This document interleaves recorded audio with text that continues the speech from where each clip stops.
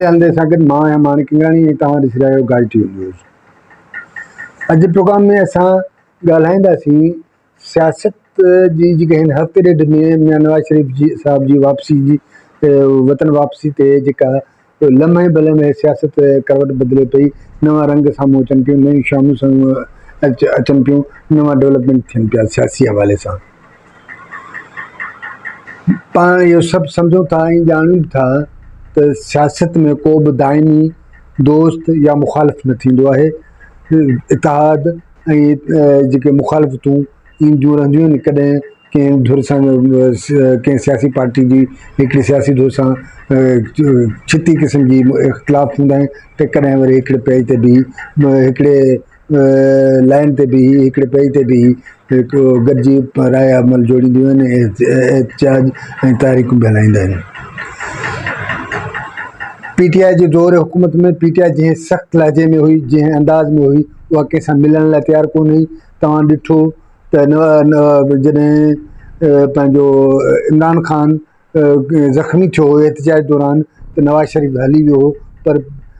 कॾहिं बि जंहिं लहजे सख़्तु लहजे में PTI चेयरमैन जनाब इमरान ख़ान साहिबु ॻाल्हाईंदो हो, उन ई सख़्तु मिज़ाज में हू रहियो, कॾहिं बि कंहिं वटि कोन हली वियो। हीअ PTI जा अंदाज़ रहियो आहे। ऐं हू ख़ासि तौर ते मौलाना फज़लुर रहमान खे हू कॾहिं सियासतदान त परे, पर हुनखे मौलाना बि सम्झण लाइ तयारु कोन हो। पर हीअ हिकिड़ी नई डेवलपमेंट हीअ थी, जीअं नवाज़ शरीफ़ साहिबु वतन पहुतो ऐं वतन आयो, त हिकिड़ी तइ थियो त इलेक्शन थियण वञे पई या इलेक्शन जो माहौल जुड़े पियो। ऐं इहो इलेक्शन जो माहौल जुड़ण ही हिकिड़ो अॼु हिकिड़ी PDM जे प्लेटफॉर्म ते जेके इतिहादी हुया PTI जे रवैये ख़िलाफ़ु, PTI जे हुकुमरान, PTI जे कारकुन, PTI जे चेयरमैन जे रवैयनि ख़िलाफ़ु जेके धुरियूं हिकु प्लेटफॉर्म PDM ते हुयूं, उहे पीपल्स पार्टी,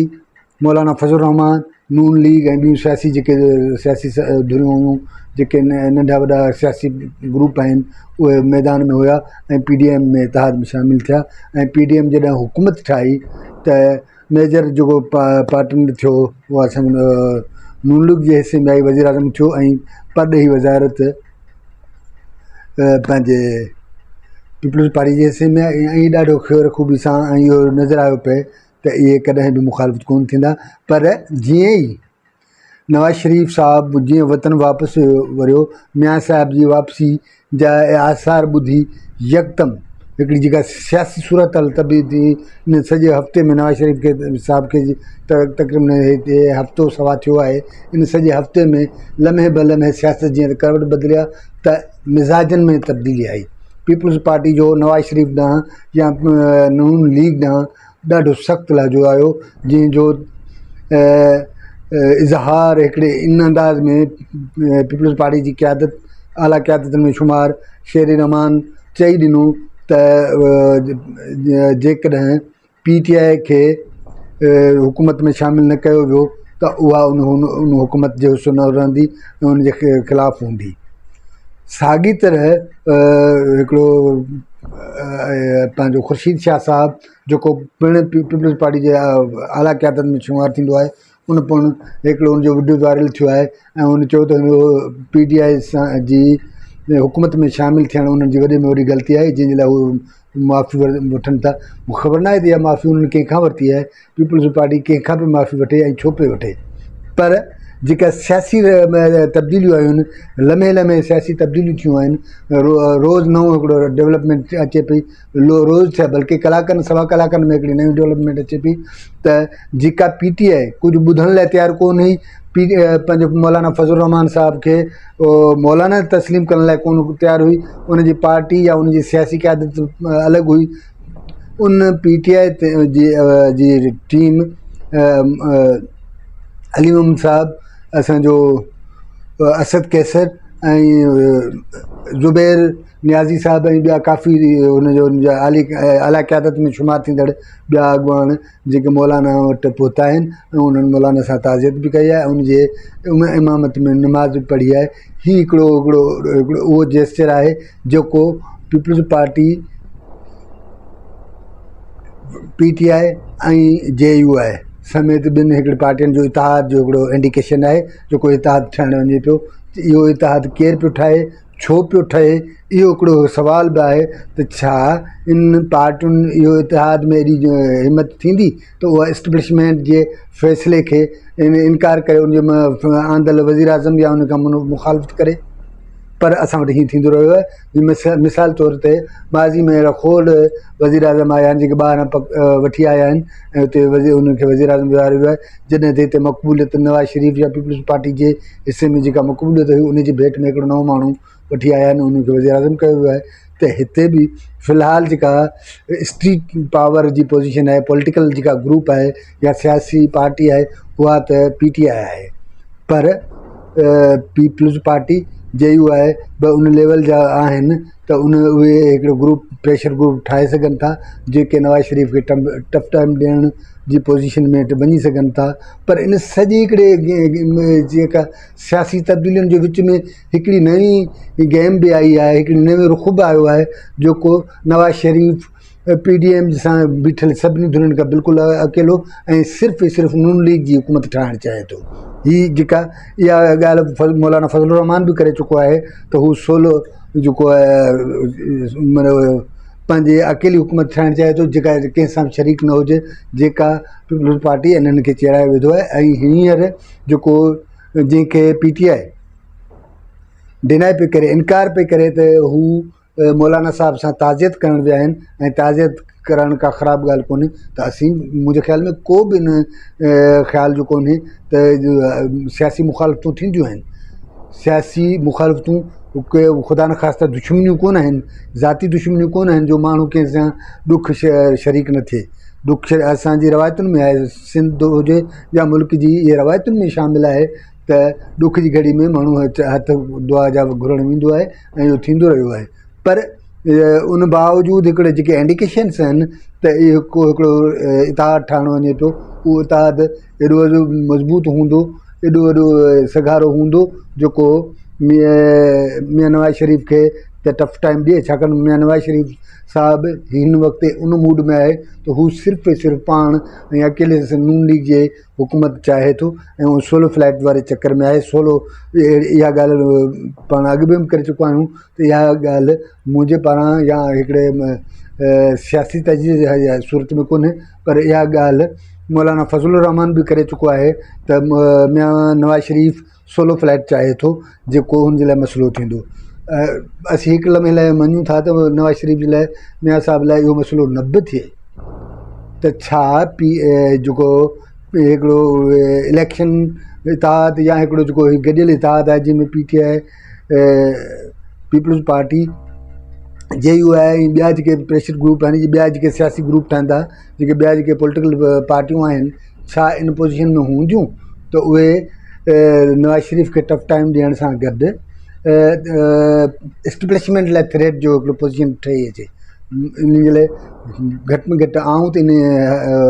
हद सां इनकार पियो करियां त इहो मुमकिन कोन्हे, ॾुखियो थो लॻे। पर हा हिकिड़ी ॻाल्हि ज़रूरु आहे त PTI जो जेको इस्टेब्लिशमेंट में हिसो आहे, PTI जो जेको इस्टेब्लिशमेंट शेयर आहे, PTI जंहिं अंदाज़ में हेल ते विढ़ंदी रही आहे, उनजा नौजवान जेके जंहिं अंदाज़ में बीठा रहिया आहिनि या उनखां जीअं नओं नए वारो सान्यो कराइण ताईं हुन सां जेका हिकिड़ी इस्टेब्लिशमेंट जे हिसे में जेका हुन सां गॾु हिकिड़ा हमदर्दी हुई उहा हुन सां गॾु बीठी आहे। शायदि जीअं ते इमरान ख़ान बि हमेशह ॼमी मुक़ाबले करण जूं ॻाल्हियूं कंदो रहियो, जेल ते वञण लाइ तयारु थी वियो पर कंहिंखे हार मञण लाइ इनकार कयो। पर उहो साॻियो इमरान ख़ान इन ॻाल्हि ते राज़ी आहे ऐं इन ॻाल्हि ते कंहिं क़िस्म जो को रिएक्शन कोन आंदो आहे त उनजी पार्टी जी क़यादत जेका मौलाना फज़लुर रहमान सां वई आहे त उन छा कयो, उनजी को बि रिएक्ट कोन आयो आहे। तब्दीलियूं थियूं पर मौलाना फज़लुर रहमान जीअं हुन रुगो एतिरो चयो त भई इहो जेके वीडियो या फ़ोटो इहे शेयर न थियणु घुरिजनि, जेके थियनि पिया ॾाढी इहा सुठो अमल कोन आहे। पर पीपल्स पार्टी या असांजी JU आहे जंहिं हिकु लाइन ते बीठा आहिनि, चवण वारा चवनि था त PTI ऐं JU अॻुवाणनि में मुलाक़ात खां पोइ ज़रदारी साहब ऐं मौलाना साहब जे विच में बि हिकिड़ी मुलाक़ात जेके अॻु में बि थींदियूं रहियूं आहिनि, पर हिकिड़ी ताज़ी ॿी मुलाक़ात बि ठहियल आहे। ऐं पीपल्स पार्टी जो जेको सख़्तु लहजो आहे, इन हवाले सां चवण वारनि जो चवणु आहे त पीपल्स पार्टी जीअं मर्कज़ मां कॉरिडोर इक़्तिदारी कॉरिडोर मां ॿाहिरि कढी वई आहे, त इहे साॻी तरह पीपल्स पार्टी लाइ सिंध जेको पीपल्स पार्टी नेक्स्ट चॉइस हुई त हुनखे सिंध में आज़ादु छॾियो वञे, ख़ुदि उहा उन जे लाइ सोढ़ी कई वई आहे। चवण वारा चवनि था त पीपल्स पार्टी खे सिंध में बि टफ टाइम ॾिनो वेंदो जेकॾहिं सिंध में उनखे का हुकूमत या इन क़िस्म जी सूरत हाल जुड़े बि थी त उहा ॾाढी ॾुखी हूंदी। उहो अकेली पीपल्स पार्टी कोन हूंदी, उन सां शरीक हूंदा ॿिया ग्रुप जेके आहिनि हिते मौजूदु आहिनि, MKM समेत ॿियूं जेके सियासी धुरियूं आहिनि उहे उन सां मौजूदु आहिनि ऐं उन्हनि जो बि हिसो कढिबो। बहरहाल मतिलबु इन चवण वारनि जी जेका राय हीअ आहे त पीपल्स पार्टी लाइ ॾाढा ॾुखिया ॾियारा आहिनि। साॻी तरह ते चवण वारा त हीअं बि चवनि था त मौलाना सोलो फ्लाइट भली चाहे, इहो जेको अकेले हुकूमत करण वारो अंदाज़ भली चाहे, पर मौलाना इहो करे कोन सघंदो, छाकाणि त जेका सियासी सूरत हाल आहे उहा फ़िलहालु त ॾाढी ॾुखी जुड़ंदी पई अचे। हिकिड़े पासे नवाज़ शरीफ़ साहब जे घर जेको ख़ानदानी मामला आहिनि, जिते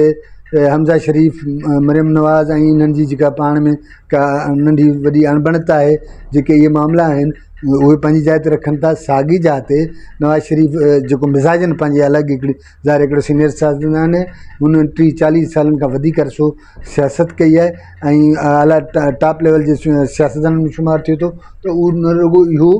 सम्झे थो त हुनजे लाइ छा मसइला थींदा छा न थींदा, पर उन बावजूदि उहो मिज़ाजनि जेको हिकिड़ो सख़्तगीर मिज़ाज आहे, जेको पंहिंजो अंदाज़ आहे, त उहो जेको फ़ैसिलो कंदो आहे उहो करे गुज़रंदो आहे, नतीजनि खां लापरवाह हूंदो आहे, जेको इन जो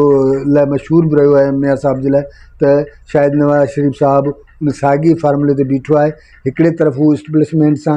इलेक्शन जी कंहिं बि ॻाल्हि ते अहिड़े त कोन्हे जेका पीपल्स पार्टी ऐं JU आहे या ॿियनि सियासी दुनिया लाइ इरीटेट जो सबबु बणी आहे, चिड़ जो सबबु बणी आहे त नवाज़ शरीफ़ साहब हुकूमत जे या इलेक्शन जे लाइ छो नथो चए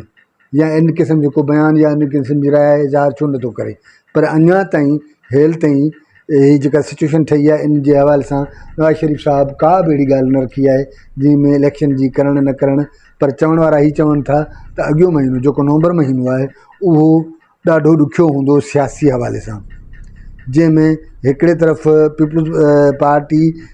PTI ऐं JU आहे जेको इतिहाद ठाहिणु वञे पियो, उहे आहिनि, त ॿिए पासे इलेक्शन जा मामला ऐं ॿियो कुझु शयूं जेके साम्हूं ईंदियूं उहे हिकिड़े सभु हिकिड़े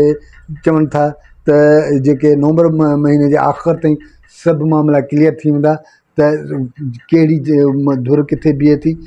इतिहाद ठहे थो नथो ठहे, केतिरो मैच्योर इतिहाद हूंदो ऐं केतिरो थ्रेट हूंदो नवाज़ शरीफ़ या ॿिनि धुरियुनि लाइ जंहिंजे लाइ जेके कंट्रोल कनि थियूं सियासत खे या असांजी पार्टियुनि जे हवाले सां। ख़ासि तौर ते इस्टेब्लिशमेंट जे लाइ हिकिड़ो इहो सुवाल बि हूंदो त छा वाक़ई इस्टेब्लिशमेंट इन जो असरु क़बूलु कंदी, इहो जेको नओं ठहे पियो, नओं इतिहाद ठहे पियो, या इहो इतिहाद ठहे ई उन जे आशीर्वाद सां पियो। हीअ बि हिकिड़ो सुवालु आहे त जेकॾहिं ईअं आहे त पोइ उनखे सोलो फ्लाइट छॾणु या उनखे अकेले हुकुम ॾियणु या नवाज़ शरीफ़ जा जेके मिज़ाज आहिनि, हालांकि वतन वरण खां पोइ नवाज़ शरीफ़ साहब फ़िलहालु त ॾाढे कूल अंदाज़ में जेके मामला करे पियो, कंहिंसां शिकायत करण खां सवाइ, मतिलबु हिन जे